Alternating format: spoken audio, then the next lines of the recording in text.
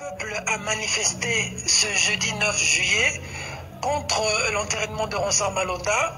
Nous apprenons que le gouverneur s'est inscrit en faux. Le peuple qui vous suit aujourd'hui devrait retenir quoi? Y a-t-il marche demain ou pas? Oui, merci beaucoup pour la question, messieurs les journalistes. En ce qui concerne l'argument avancé par le gouverneur de la ville, je pense que séance tenante, je lui avais donné aussi une réponse appropriée à sa question.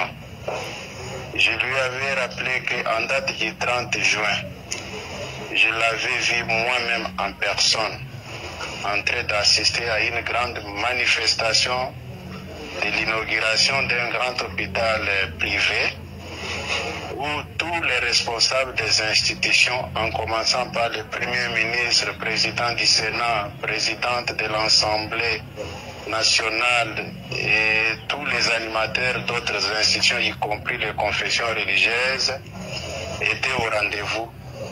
Et c'est un argument qui ne tenait pas debout.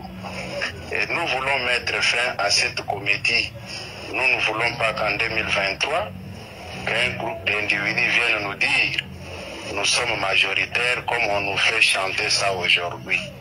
C'est la raison pour laquelle nous invitons notre peuple à descendre demain dans la rue pour manifester et empêcher cette mise en scène. Puisqu'aujourd'hui, ils veulent faire passer cette démarche en force, c'est quelque chose que nous n'allons pas cautionner. C'est ça notre position.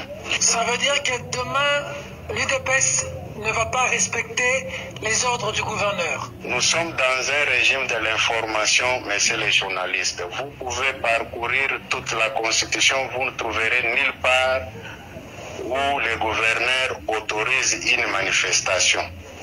Nous avons fait notre part. L'essentiel est que demain, nous allons descendre dans la rue pour manifester.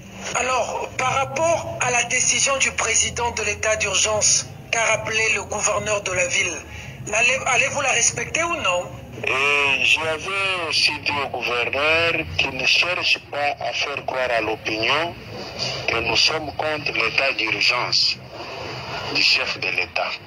C'est la raison pour laquelle je lui avais rappelé aussi la cérémonie de l'inauguration d'un hôpital le 30 juin. Je ne pense pas que quand ils avaient organisé ça, ils avaient bafoué l'état d'urgence. Qu'on nous laisse nous aussi marcher, nous n'allons pas bafouer l'état d'urgence. L'UDPS défie Gentini Ngobila. Défier, c'est trop dur. Nous disons seulement que nous allons marcher demain le 9, c'est ce qui est plus important. Les gaz lacrymogènes vont vous barrer la route, les forces de l'ordre, secrétaire général? Parler de gaz lacrymogènes, mais c'était notre vie quotidienne pendant 37 ans que nous avons mené les combats dans l'opposition. Je ne pense pas que ça va nous effrayer ou bien nous faire reculer. Il n'y a que les nouveaux venus qui peuvent avoir peur des gaz lacrymogènes, mais moi je vous rappelle, quelqu'un qui a 37 ans n'est pas un petit monsieur, c'est un grand monsieur. Nous avons connu ça pendant 37 ans de notre combat pacifique dans la non-violence. Ça ne peut pas nous faire reculer. Et il n'y en aura même pas. L'UDPS est un parti national connu. À Lubumbashi aussi, le mot d'ordre dit être respecté par ceux qui sont là. Mais le gouverneur Kabila a interdit, parlons aussi de l'état d'urgence, mais hier, lui-même a pris part à une très grande manifestation.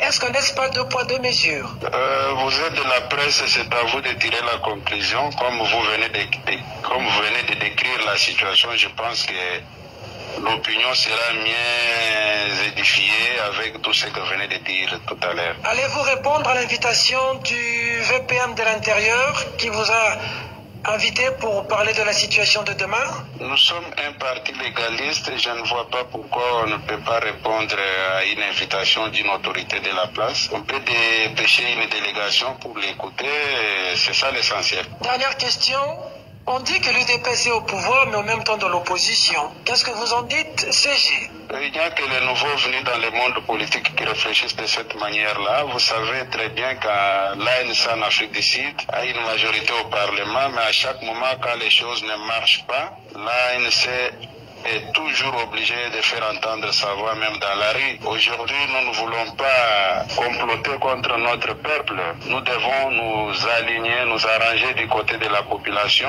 Ce n'est pas parce que nous avons conclu telle ou telle coalition ou tel accord avec Y qu'on puisse sacrifier l'avenir de tout un peuple. À quoi a servi tous les combats que nous avons menés pendant 37 ans. Tout ceci n'est pas la résultante de l'accord FCCH, CG?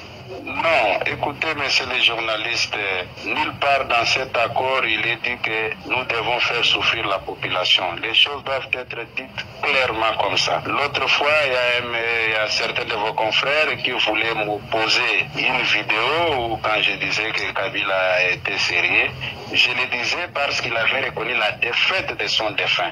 C'est par rapport à ça, mais ça a été dénaturé pour me faire passer comme quelqu'un qui était devenu un chantre de ce camp-là, ce qui ne peut pas être le cas pour moi. Parce que vous aviez pris position hier pour Kabila, aujourd'hui ça a changé, beaucoup se posent. Non, on n'avait pas. Non. On n'avait pas pris position pour Kabila. Je l'ai dit et je persiste. Je signe encore. Il était sérieux puisqu'il avait reconnu la défaite de son défunt au lieu de faire un passage en force. C'était ça le contexte. Je l'ai toujours dit. Pourquoi on ne prend pas l'intégralité de mon message au cours d'une matinée politique? On prend seulement un petit morceau. Je pense qu'il y aura un temps où nous allons clarifier la situation pour couper court à toutes sortes de spéculations, M. Peter Chan. Un message à toute la nation qui vous suit pour conclure.